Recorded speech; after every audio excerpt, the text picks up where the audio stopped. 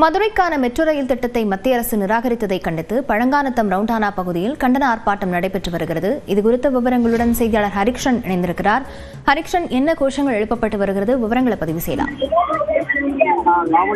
தமிழ்நாட்டில் இரண்டாம் கட்ட கோவையில் அவிநாசி முதல் மணியம்பாலம் வரையிலும் மதுரையில் ஒட்டக்கடை முதல் திருமங்கலம் வரை மெட்ரோ ரயில் திட்டம் செயல்படுத்தப்படும் தமிழக அரசு அறிவித்து அதற்கான திட்ட அறிக்கையை தயார் செய்து ஒப்புதலுக்காக கடந்த 10 மாதங்களுக்கு முன்பு இந்த 2 நகரங்களில் மெட்ரோ ரயில் திட்டங்களின் திட்ட அறிக்கையை மத்திய அரசின் நகர்ப்புற மேம்பாட்டு அமைச்சரிடம் கடந்த 2 தினங்களுக்கு முன்பாக தமிழக அரசு குறிப்பாக கடந்த 2017ஆம் ஆண்டு விதிகளின்படி மக்கள் தொகை 20 லட்சத்திற்கும் மேலும் நகரங்களில் மட்டுமே மெட்ரோ ரயில் திட்டம் செயல்படுத்தப்படும் என்றும் 2011 மக்கள் தொகை கணக்கெடுப்பின்படி கோவையில் மக்கள் தொகை 15 லட்சம் மட்டுமே, அதே போல மதுரையில் 15 லட்சம் மட்டுமே உள்ளதாக மத்திய அரசு காரணம் தெரிவித்திருக்கின்றது.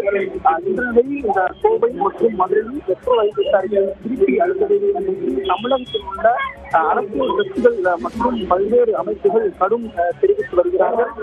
இந்நிலையில் திமுக தலைமையிலான மதசார்பற்ற முற்போக்கு கூட்டணி கட்சிகளின் சார்பில் பாஜக அரசை கண்டித்து தற்போது மதுரையில் பழங்கானத்தம் ரவுண்டானா கண்டன ஆர்ப்பாட்டம் என்பது நடைபெற்று வருகிறது.